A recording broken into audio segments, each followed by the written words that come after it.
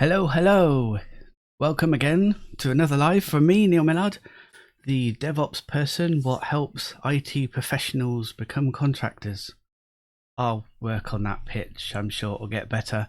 Anyway, hello. Welcome to the third installment to Wealth. You can catch the other two installments from the links. In the first one, we covered budgets. What is a budget? The message being, get one, start it now. The second installment, which was last week, such a long time ago, it was all about the detail, what a budget actually looks like. Also went into a little bit more stuff about why you should have a budget. But those are there. Go look at them. Have a recap if you wish. But now, wealth. What is it? How do you get it? But let's start with a definition, shall we? Apparently, it's to do with being well. Quite literally, your health. Having good health, having lots of wellness, and therefore having wealth. Which might sound a bit odd because I'm sure I'm not the only person that when I was growing up I associated wealth with money. Which brings us on to the Oxford Dictionary. Wealth says an abundance of valuable possessions or money. A state of being rich, material prosperity. It's all very physical and money-based. But then the second definition, plentiful supply of a particular desirable thing. Which might be information, which might be good health. And right at the bottom, well-being as an archaic term for it. But it does ultimately feed into your well-being. I think when we talk about Maslow and his hierarchy of needs that you may have studied at school once, then money helps in our society get a lot of those basic needs met. So what can we measure it in? Is it measured by your salary, your savings, the property and investments you own? Maybe those are all material things that are wealth. But really, we could measure it in time. See, when we are speaking about budgets, budget time is how often you get paid. Weekly, monthly, quarterly, in some senses. So really, wealth, for me, is given your possessions and money, how long can you support yourself? So I mentioned last week in our budgeting about how once you've filled up a month and you've got your emergency fund, if you've got more money coming in, then you can budget next month. And therefore you've got 2 months budgeted, which means if I was to stop working today, according to my current number, which is something like 100, apparently 100 days is how old, I should say. 100 days is how old the money was that I last spent. What that means is, how long was it when it came into my bank account? 100 days elapsed, and then it went out of my bank account, or whatever it was. Can't remember now. Shopping, pizza, something like that. Who knows? Anyway, so measuring it in time. I know some people, when they first started working, like me, you'd get paid weekly. Hooray! But then after a week had passed, you'd get to the day before payday, and you've run out of money, which is a bit annoying. And running out of money before the day of payday is, annoying. Don't know how else to put it. And then you go from weekly to monthly. Now you've got to make your week's money last an entire month. That's 3 weeks without being paid, if you're really unfortunate. Maybe 2 weeks, if you're 2 weeks in hand.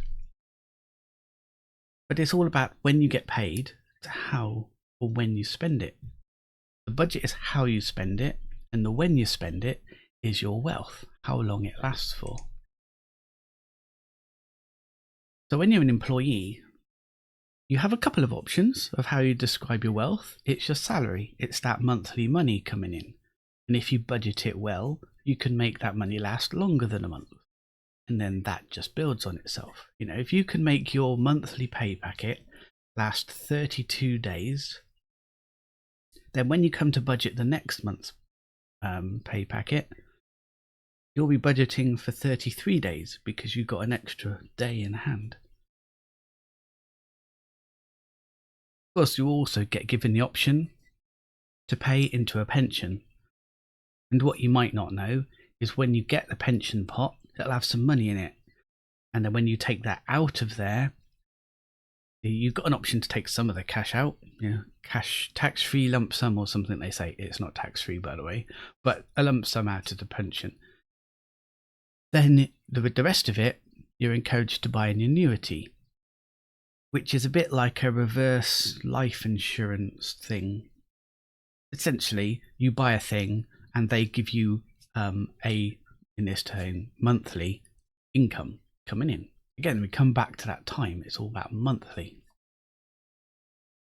As an employee, you might also have personal investments. You might have an ISA savings where you can just take the money out of that, but that's only going to last so long. If it's an investment within an ISA, then you might get dividends, which will be topping those up. Something around investments, I guess, people say 5% is a reasonable return on investment. Certainly in the long term, that's been true. More recently, where interest rates have been like very, very low, that's skewed the figures somewhat. And all you young'uns out there, interest rates around 5 or 6% is normal, like now. Whereas it being down like 1-2% is very abnormal. As a contractor, slightly different rules. You're not an employee in the truest sense of the word because you own a company. Therefore, you've got more options. More options gives us different choices. And those choices are, if I go back to the previous slide, trackpads, they can be annoying, can't they? We've got the contractor or limited company different deal. We can pay ourselves in dividends, which are taxed differently. Retained profits. This is where at the end of the year you've got your accounts and this is how much sales you've done, this is how much expenses you've done, and you've got a profit and loss. And then the retained profits is the profits, hopefully profits, from the previous years where you've not spent them.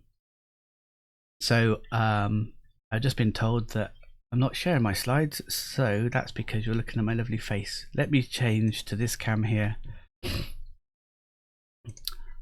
Should we start again? That's the question. I don't think we need to go there. That's fine. So the salary, the employee salary, pensions, makes you buy an annuity, and the personal investments. So here we are with the different deal or the contractor. So retained profits are the profit and loss that you carried over from the previous years.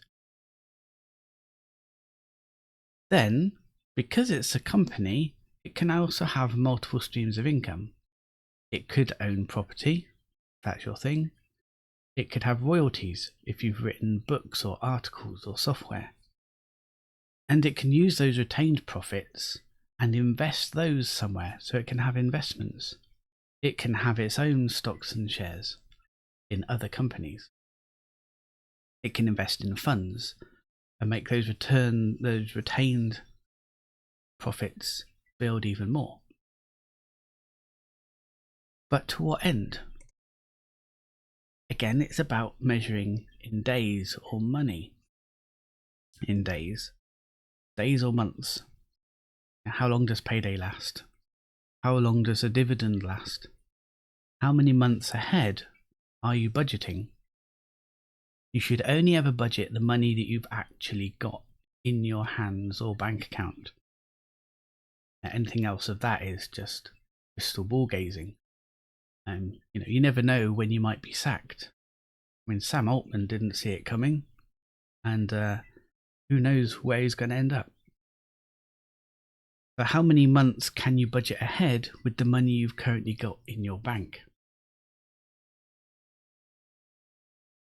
And so when you've got your limited company, or your contracting company, as I've written here, you can actually take those retained profits out if there's enough of them. One of the questions I get asked is, can I take more dividends out than profit has been made? Well, the short answer is no. But profit being made is not necessarily the profit from this year, it can be the profit from last year. I wouldn't advocate either, by the way. What I would advocate is that you can take the profits out from this year, leave a little bit in there for investments so that they can grow, and then next year you can take out the profits plus the profits from the investments, but you leave the investments intact. Of course, if you don't need that much money in the first place, then just leave it in the company to grow even more, so that when you choose to retire, then you can get to that point where your company has got enough money in it to support you for as long as you need, on top of your pension. As a contractor, it gives you choices.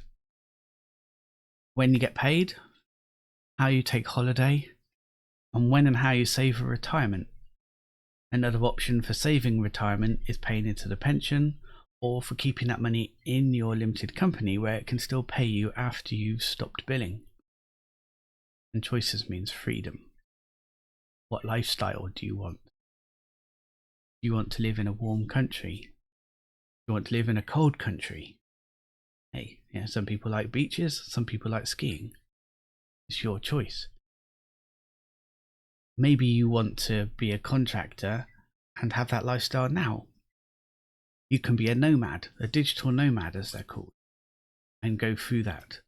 And because you've got that limited company giving that continuity, the governments can be sort of happy about where their tax is coming from, because that's all they care about, right? And you can focus on delivering a great service. But choices with cash flow. When and how much is your payday? I have a payday every month, small amount, and I have the dividends that pay me a larger amount, but only every quarter. So are you ready to join the life of being a contractor with those choices? We've got a quiz that will tell you how far along on your journey you are, and then we can work together to make that leap for you as easy and painless as possible. I want to help you enjoy the riches of being a contractor, and you can do it with our help. This is what it looks like when you go to that URL. And we've also got a Slack workspace where you can come and ask us questions and receive support. So I hope that's been useful, and I shall see you guys a bit later.